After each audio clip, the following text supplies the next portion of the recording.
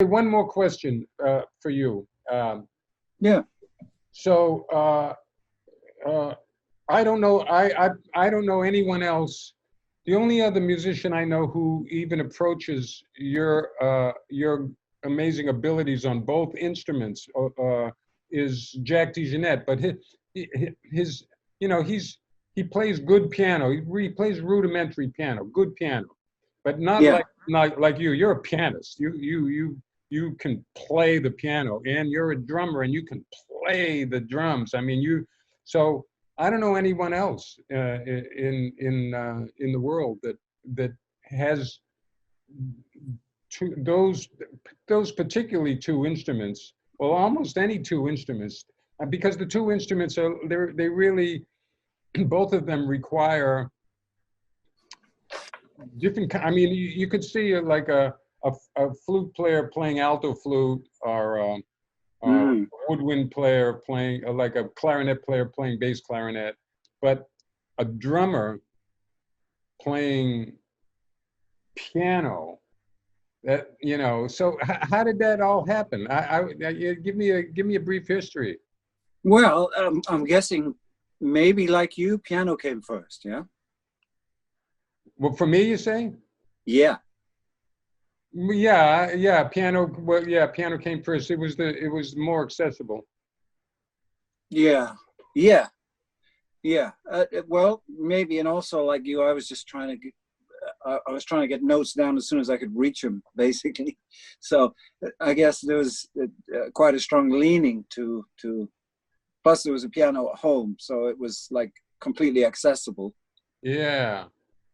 And just trying to work out what the hell to do. And then from that point, my father was, listen, if you're going to learn piano, you're going to go to classical lessons. And I said, yes, sir.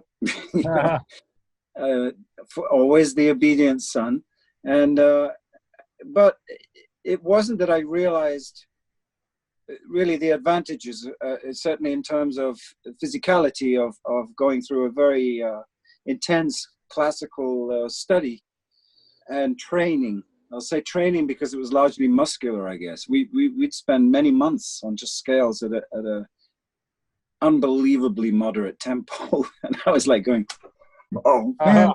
you know, how long could anybody stand of this?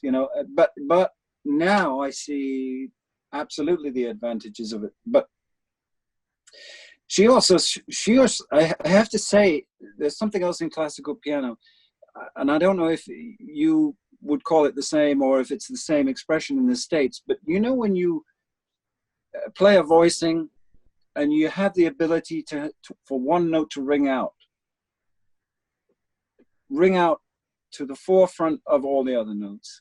And she used to call this tops because it was invariably the top line of the chord. And man, that's still with me today. Yeah. It's just playing a C minor ninth, and that ninth is ringing out there. Yeah. And I hear that. It's interesting to hear that in other players too. And they hear, oh, tops. Yeah, they've got tops. Oh, You yeah. know. In other words, So they know how to play the melody. yeah. Yeah. So So how did the drums get in there? well, the drums really became because I was going kind of quietly hysterical with the whole classical, mainly because of the competitional enforced like the enforced thing to have to compete up against another pianist on a rostrum and be a classical performer or Oh, oh, concert performer. And that idea, even at that age, didn't lie with me too well. yeah. Meanwhile, I'm listening to Inner Space, my first excellent double album from you. I guess that came out in '73. So I'm 13 then. And I'm overwhelmed between you and Bill Evans. I have to improvise. And but what was involved in there was when I heard, as I say, my first album of you, Inner Space, with Joe Chambers and Woody Shaw, right? I heard this articulation that was so on it and so deeply rooted, and you had this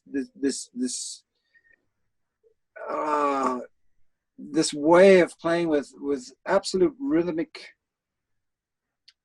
majesty. Really, it was really coming over, like it was so in and of rhythm, and this was very clear to me, I think subconsciously, so much so that when I heard lesser players, and I don't mean to, I certainly won't mention any names, but when I heard people who didn't really have that to the extent, I thought, where's the rhythm? Where's the blood? Where's the guts? Where's the center of all that?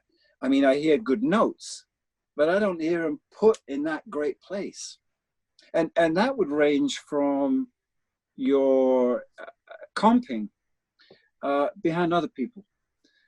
And before long, I went into this big imagination about this. What is this rhythm? Is it so? Because I feel it to be apparent in rubato, in abstract even, because there's a timing, isn't there? There's an eloquence, where you put that thing at what time and when behind a soloist, and how you're digging in with bass and drums at the same time, with all this beautiful, deep rhythm feeling to everything. And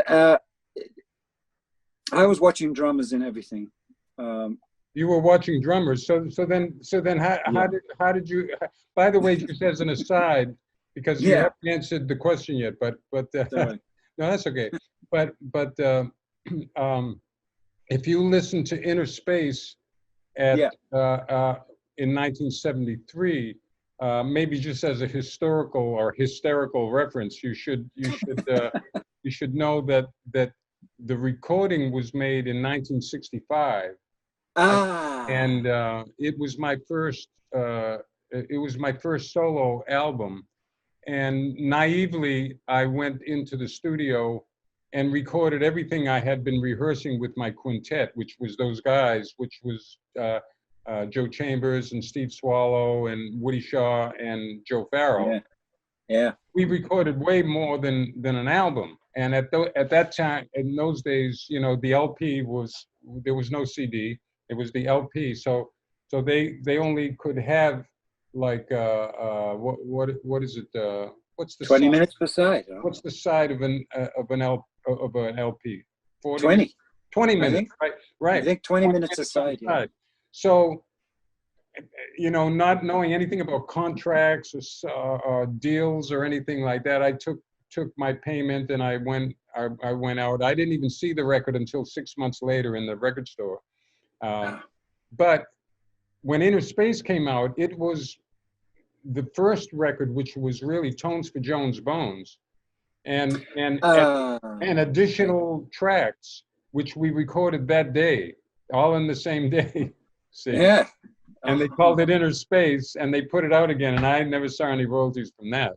But there you go. No, it's just an interesting sideline to how the Inner Space then, because the tune Inner Space actually was not on Tones for Jones Bones, I don't think, or was it? I can't remember now. Anyway, I remember Letha. The what? Letha. Oh, Letha was on Tones for Jones Bones. Yeah. And yeah, there was the Kurt Weill tune, This Is New, that we did. Yes.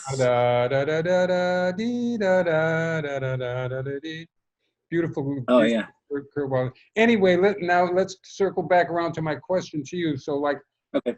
The piano and the drums. You told me you started on the piano, and then this rhythmic interest, and then, but I mean, that's you didn't just mess around with the drums. You become an amazing drummer. Well, I think I was just watching and exposed to the right people, and I was seeing once again, you with the Return to Forever, and Lenny and Billy, of course, and really this is the time, wasn't it, that all this merging of all these wonderful meeting points in music, the jazz rock time with Tony and Williams and the Lifetime and of course everything that came after. So I was just like buying albums as soon as I could afford them. Yeah.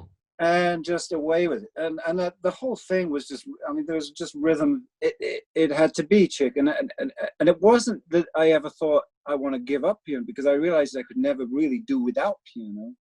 It's just that maybe it represented itself as being one half of maybe a whole, and the drums could represent the other half. Yeah. So I got into thinking of it like that, really, and that so much so they both became important because of how important and integral they were to each other, and seeing the benefits, albeit in a way of looking back now, I can really see what one instrument gave the other, and what that instrument gave back, vice versa.